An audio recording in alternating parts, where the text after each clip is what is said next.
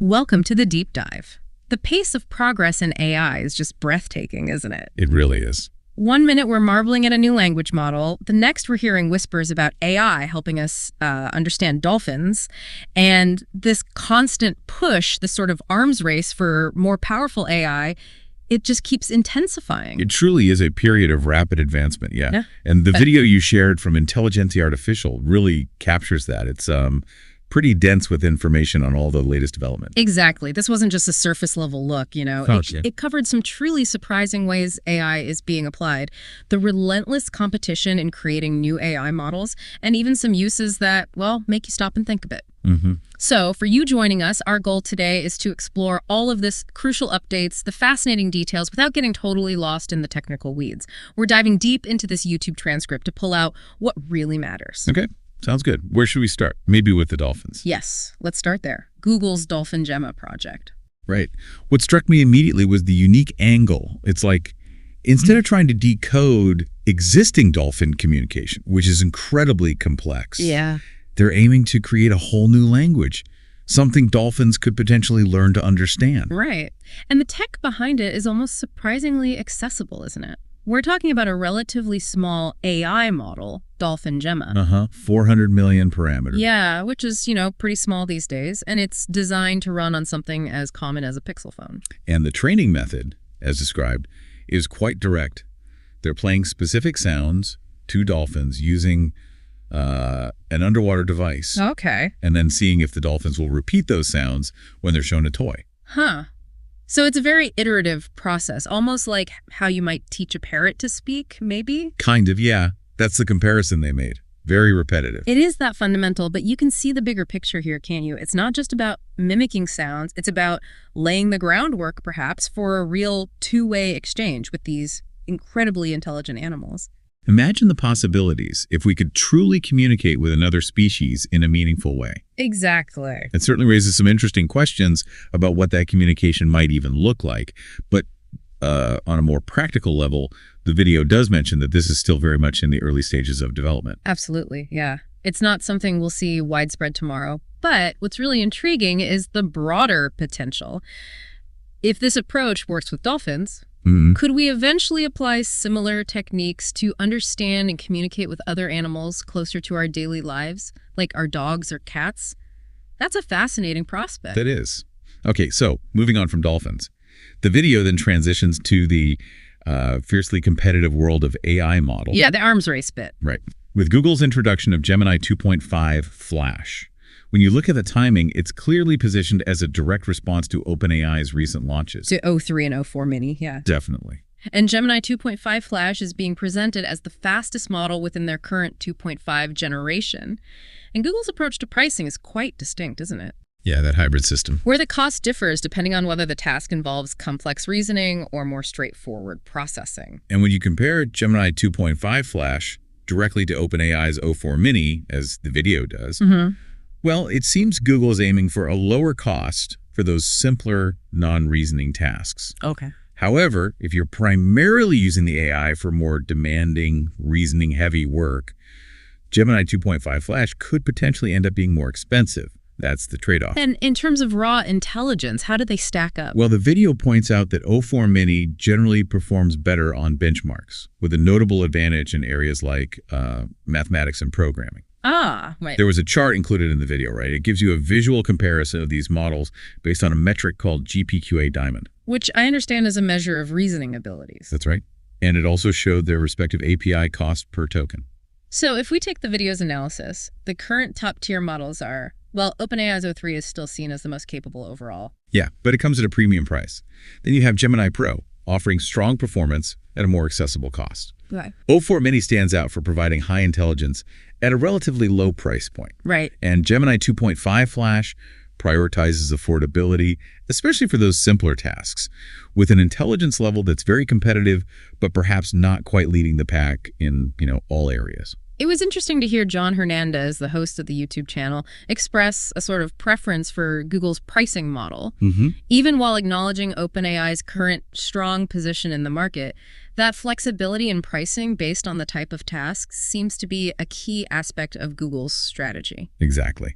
And speaking of Google's advancements, the video then highlights the availability of Imagen 2. Ah, yes, the image and video generator. Within Google AI Studio, specifically in Spain, offering video generation capabilities for free. That's a pretty significant offering. It is. Accessible right there in AI Studio under the video option. It lets you create videos just by typing in text prompts. They gave that funny example of a boar eating next to a giraffe. Right. And you can even use reference images to guide the style of the video. And the fact that it's free, generating 720p videos up to 8 seconds long, that's quite remarkable when you think about it. Definitely.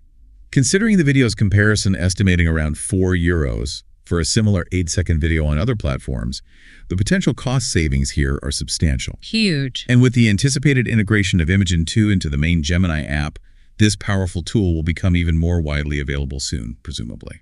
That example of the boar and giraffe video, even if the outcome was a little surreal, it really demonstrates the power of this technology. The image quality is surprisingly good, especially considering it's a free feature. Agreed. Okay, the discussion then shifts to Firelink. Firelink, right. The aggregator platform. Yeah, exactly. It's presented as a platform that aggregates various AI models. The core idea is that users can access models from OpenAI, Gemini, Grok, and others through a single subscription. That sounds incredibly convenient, actually, for anyone who wants to tap into the specific strengths of different AI models without the headache of managing multiple accounts and subscriptions. Yeah. The ability to choose which model to use for each specific task, whether it's text, image, or video, and that automatic model selection feature based on the prompt, both sound like real time savers. It's currently in beta, apparently, with a €10 monthly cost and a system of credits.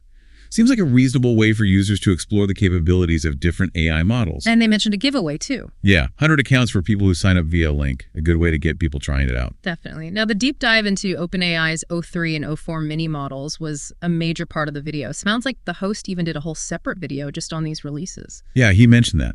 But the key takeaway here is that O4 Mini is characterized as a very capable, affordable, and fast model. Okay. And the video emphasizes the significant improvements that were seen when moving from the initial O3 Mini to the full O3 model. Right, that was a big jump. Exactly.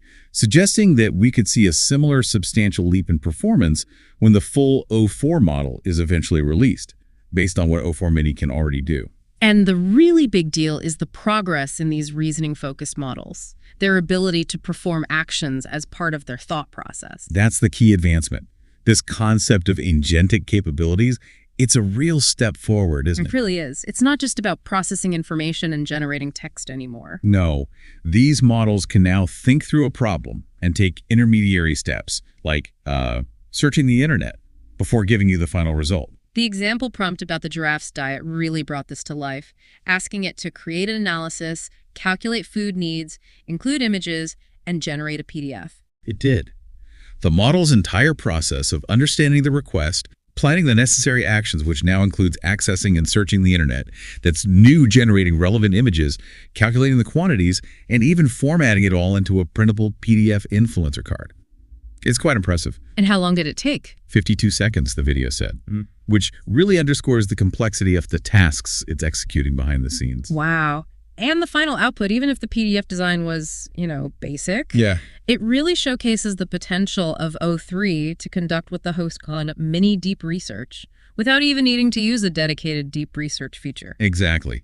It does sound like a major advancement, maybe on par with the initial impact of GPT-4 when that first came out. Yeah, feels like another one of those moments. Okay, following this, the video introduces OpenAI's GPT 4.1 and GPT 4.1 mini models. Right. These are the API-focused ones, not for the regular ChatGPT user. Correct. Specifically designed for use through their API.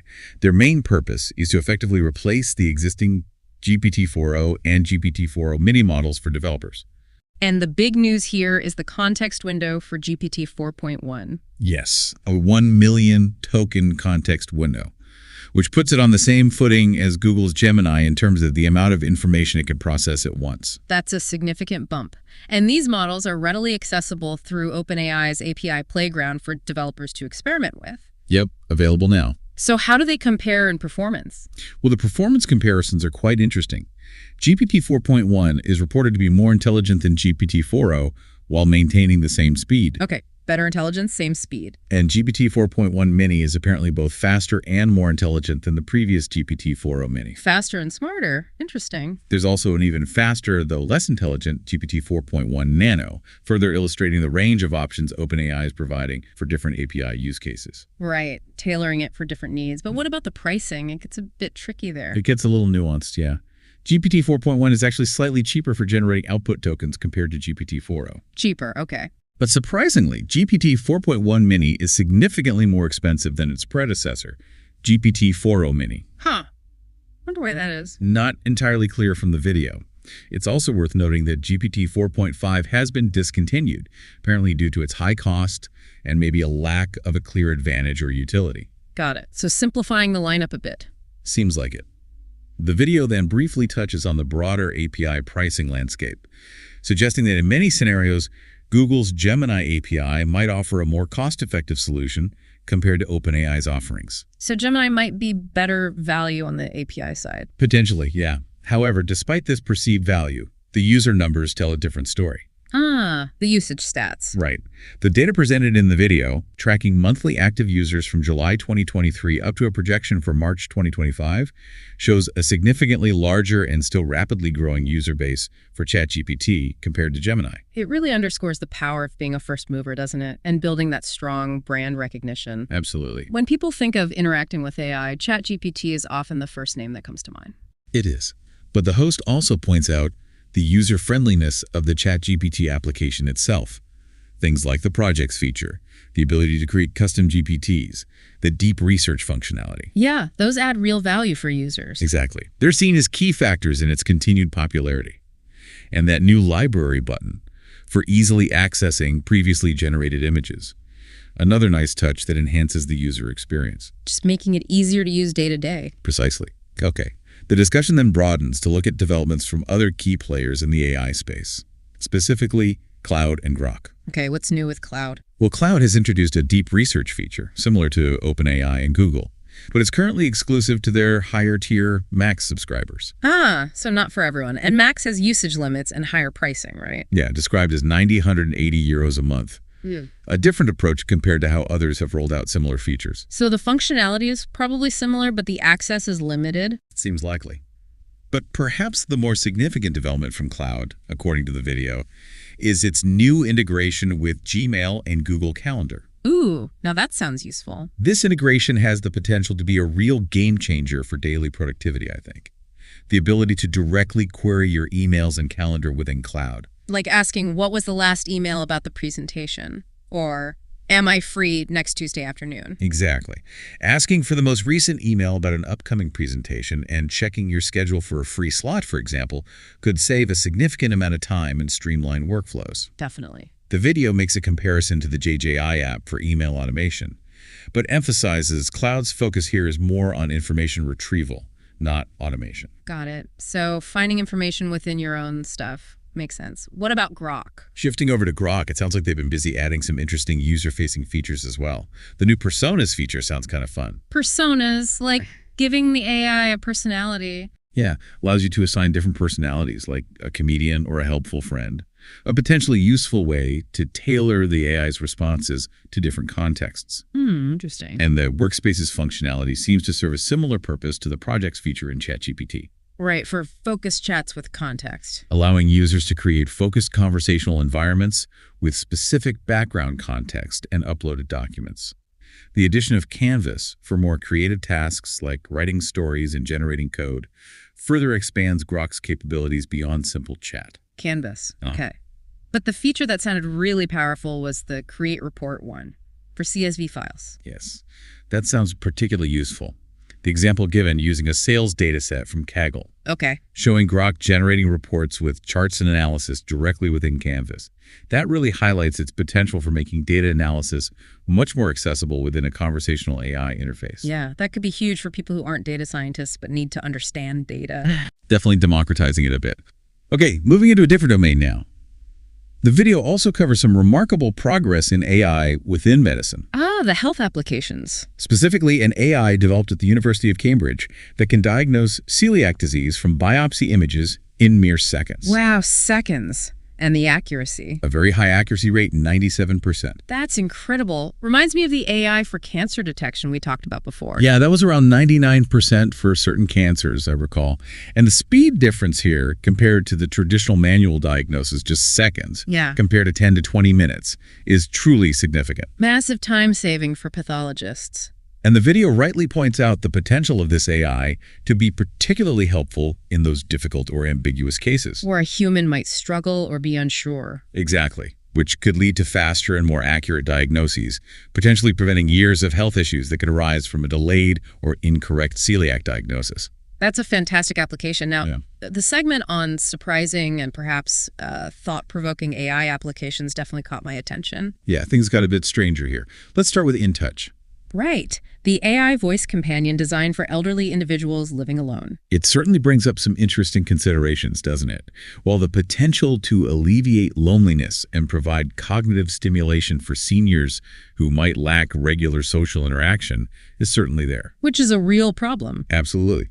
But the question of whether an AI can truly replace genuine human connection is a significant one. It feels ethically complex. It does. The video mentioned a trial period and a monthly subscription cost, about $30 US.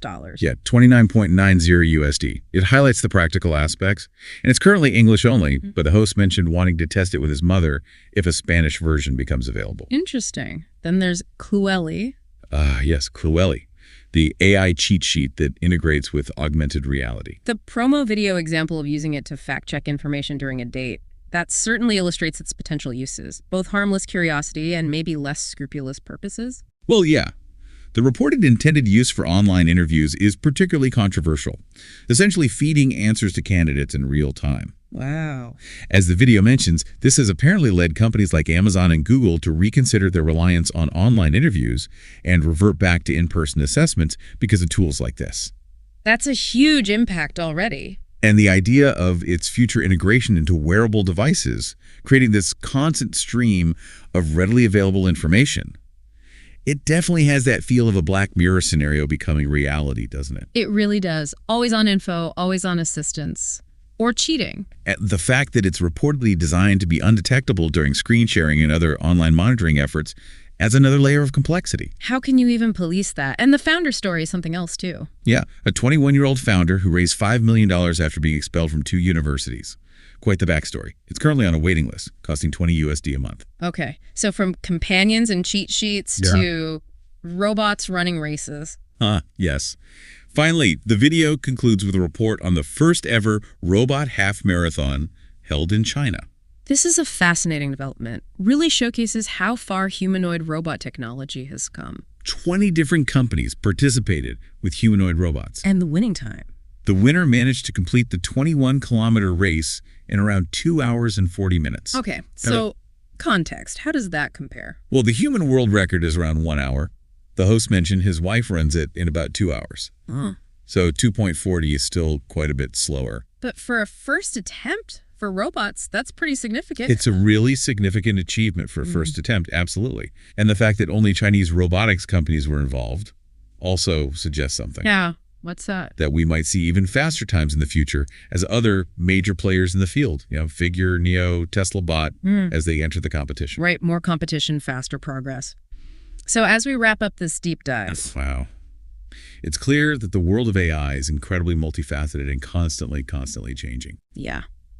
We've explored everything from the potential for AI to bridge the communication gap with other species, to the intense competition in developing ever more powerful AI models, breakthroughs in medical diagnostics, ethically ambiguous applications, companions, cheat sheets, and even the burgeoning field of robot athletics. It's just a lot. It really does feel like a nonstop flow of new capabilities and innovations, and it leaves you thinking about the bigger picture, doesn't it? Definitely. So for you listening, I guess the final thought is this.